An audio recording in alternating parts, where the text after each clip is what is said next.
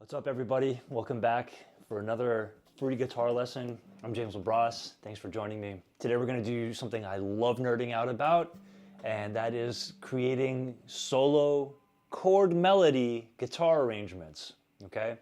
So we're going to look at the tune Corcovado today, one of my favorite standards, bossa nova standards by the great Antonio Carlos Jobim from Brazil. And this tune is absolutely beautiful. It's got a lot of rich harmonic content, and it's got it's just beautiful melodies all around. So much stuff going on. You could learn from this piece for ages and ages. The first approach you want to think about is you're going to be looking at kind of reading like a lead sheet as a pianist would, by reading the chords and the melody at the same time. So you have to be, one, good at reading melodic notation, and B, good with your chord vocabulary. And then C, applying that into a rhythmic feel that makes sense, okay? So it could be either bossa nova, or you could swing it, or you could do something else with this. It's up to you. That's the creativity that you will be able to have.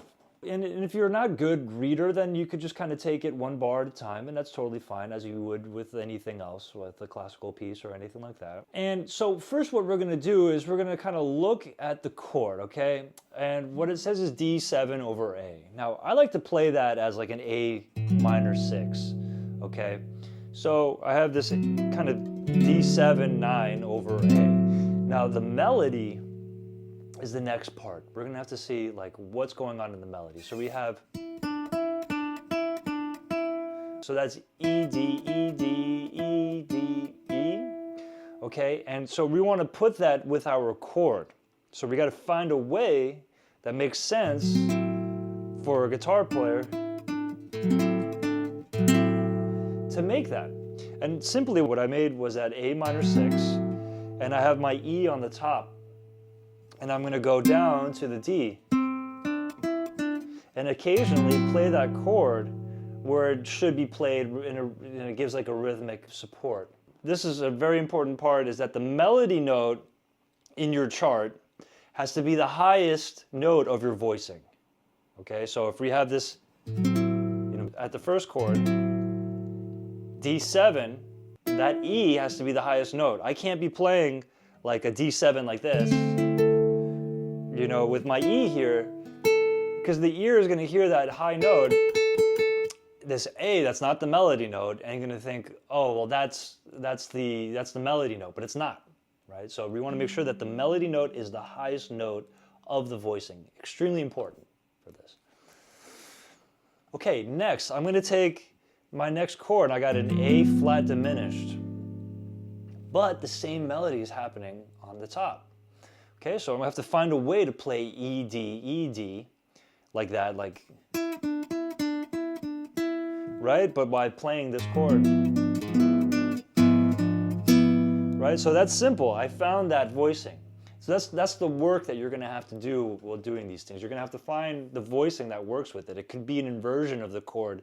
It could be in a different position. It could be the same inversion, but just in a different position that gives you access to that note. And something else you want to really think about is the register, right? You want to make sure that you're not going too high, you're not going too low. You want to make sure that you look at the chart and you see like where it is in a nutshell, right? Register-wise, and you could accommodate that on the guitar. Now, luckily, this piece lends itself to guitar very well, so we're going to continue working with this one. So next chord, we got G minor 7, right? So we all know that this is a G minor 7. We could play it here, but here would give me another register, so I'm going to stay in this area. Okay, so the chord, or excuse me, the melody now is, right, well that's the next 4 bars, but let's just look at that G minor 7, okay? So what do we got? G minor 7 with the D on the top, going down to C. So it's only a stepwise movement, it's not too crazy, we don't have to do anything crazy, so I could make this G minor 7 like this, and I could kind of come down with my first finger to access that C, right? Kind of makes sense to me. Now let's continue. C7 sus4. So coming from this G minor 7,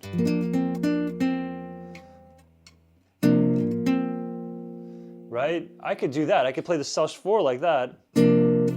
or I could go over here. But I'm gonna do it like that, almost as if like it's like the same. And I could play this bass note C while having that high F, and then going to this F diminished. So luckily I could play this F diminished like this,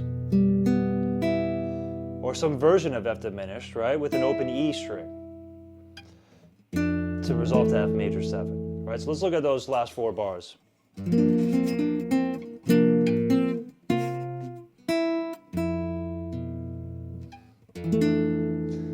Right, so you're starting to see where you can kind of think with like two hands in one, right? We're kind of playing this as if a pianist would, right? For a pianist, it's very simple, right? The right hand would play the melody, left hand would play the chords, and that's what they're trained to do. So it's like, yeah, for them it's easy. For us guitar players, it comes a bit of a challenge. Let's continue. All right, so we get this F minor 7 with the G on the top. So the G is the 9th. So if I think, okay, this is the 9th, I could think like, okay, well, what's my typical F minor 7 with the 9 on the top? Right? I could think like that. Right? So I'm going to go F minor 7 to F. Right? And then I got this nice, sometimes it happens, it's like it just lays on your lap like that, you know? Right? A B7, I could do this B7 like this and put the G on the top and bar it so I could have that F, right? Cool. So it's instances like this that makes this job so much easier. Next, I got an E minor chord, but the melody note is actually F on the top. So let's look at that. We're going to play just open like that. It's like a flat 9, but it's only temporary, so we don't have to like lean on this chord so long. Right? And then I could go to my A7, same melody. Right? Acting as the flat 13. Perfect. So let's listen to those last 4 bars.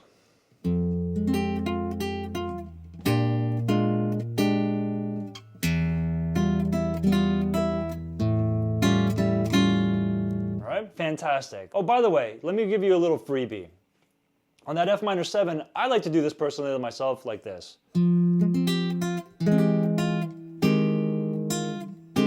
So I get this line cliche,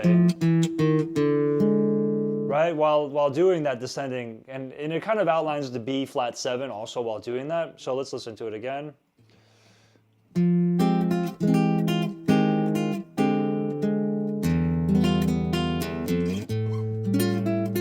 That's how I do this when I play this song. I play the A7 flat 13 right up here. It sounds really nice. This sounds beautiful too with the open strings. Can't go wrong with that. Let's continue D7. Right, so E on the top. It's like a D7 with a 9. Perfect. And luckily the melody is simple enough where I could kind of play around that. Right, and kind of be able to play that comfortably. Let's go to that F on the top with the D minor 7. So.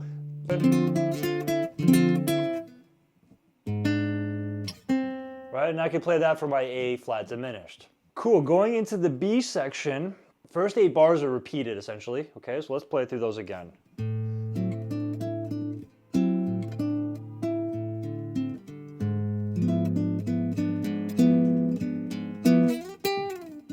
This is one variation.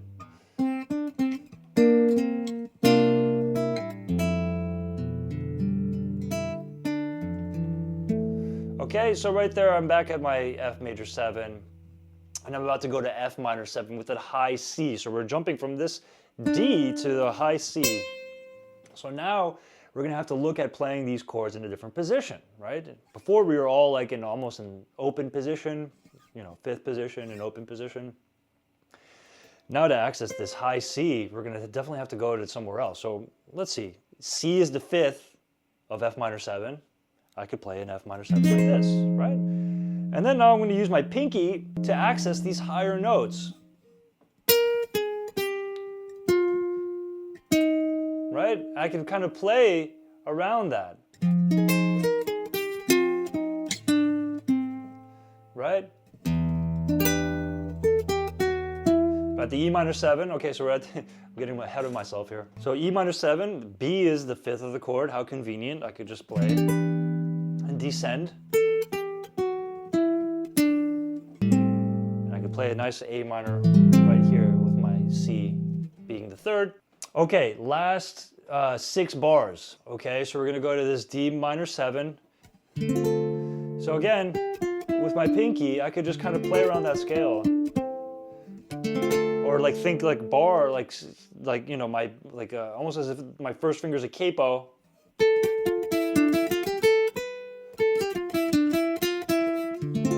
Right? Right, so D minor 7.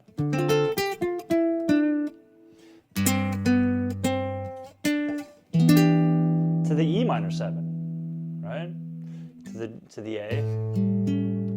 And then, so when there's like a tied note like that, you could just move to the next chord and pretend like it's being sustained, right? And you could still play that bass note or whatever, like that next chord, right, to give it that change. D minor 7 again.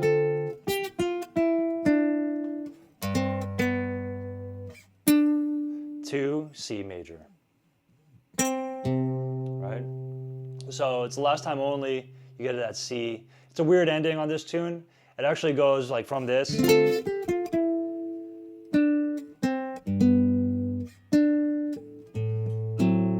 back to the like first chord and back to the A section.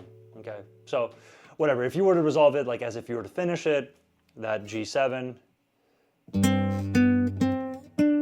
to the C, you know. Right? And some cool reharm examples or reharm approaches that you could use, right? You could go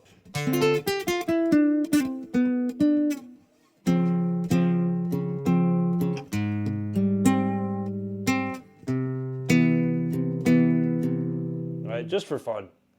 Okay, so I hope you learned something today. There'll be more videos like this.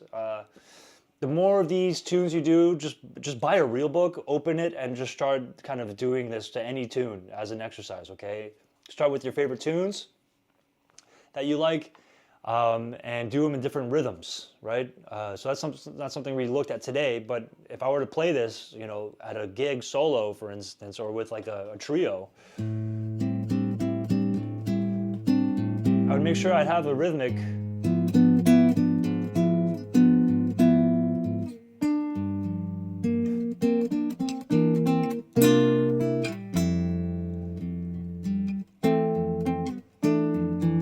a rhythmic approach to this, okay? Otherwise, it's just going to be, you know, it's cool if you have the chords and the melody, but if you don't have the rhythm, then it doesn't even matter.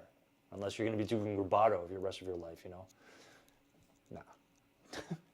All right. Hope you all enjoyed. It was really fun. Stay tuned for more. Don't forget to like and subscribe. And thanks for joining me. And stay tuned for more videos. Peace.